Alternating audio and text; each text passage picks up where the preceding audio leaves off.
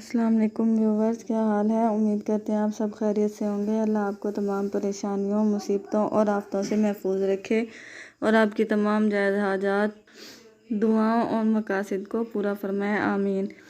آج کے ہمارے ڈے اسلامک چینل پر آپ سب کا خوش آمدید۔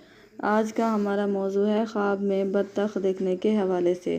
اس کی مختلف صورتیں ہیں اور اس کی مختلف تعبیریں ہیں۔ مثلاً بطخ دیکھنا، بہت سی بطخیں دیکھنا، بطخ کو مارنا، بطخ کا گوشت کھانا، سفید بطخ دیکھنا وغیرہ، اور اس سے ریلیٹڈ اور بھی کئی صورتیں ہیں۔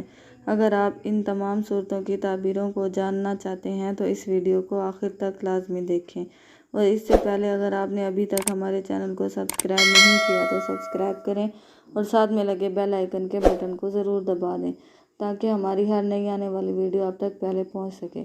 چلیے آئیے شروع کرتے ہیں ہمارے آج کے موضوع خواب میں بطخ دیکھنے کے حوالے سے۔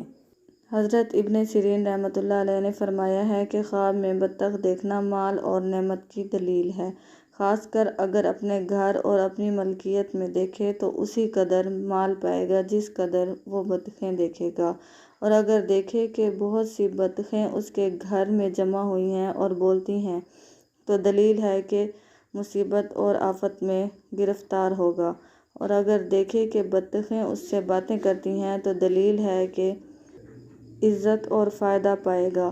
حضرت ابراہیم کرمانی رحمۃ اللہ علیہ نے فرمایا ہے کہ خواب میں بطخ دیکھنا اہل بیت میں سے ایک بزرگ مرد اور مال اور حشمت والا ہوتا ہے، اور اگر دیکھے کہ اس سے کچھ پایا ہے تو دلیل ہے کہ اسی صفت کے آدمی سے کچھ پائے گا، مثلاً مطلب نیک آدمی سے اس کو کوئی فائدہ پہنچے گا۔ حضرت جعفر صادق رحمۃ اللہ علیہ نے فرمایا ہے کہ خواب میں سفید بطخ دیکھنا مال ہوتا ہے یا مالدار عورت ہے، اور سیاہ بطخ خواب میں دیکھنا کنیز ہے، اور اگر خواب میں دیکھے کہ بطخ کو مارا ہے اور اس کا گوشت کھایا ہے تو دلیل ہے کہ کسی کی وراثت سے مال پائے گا اور اس کو ضائع کرے گا۔ اگر آپ کو ہماری ویڈیو پسند آتی ہے تو اس کو لائک کریں اور صدقہ جاریہ سمجھ کر دوسروں کے ساتھ شیئر کریں۔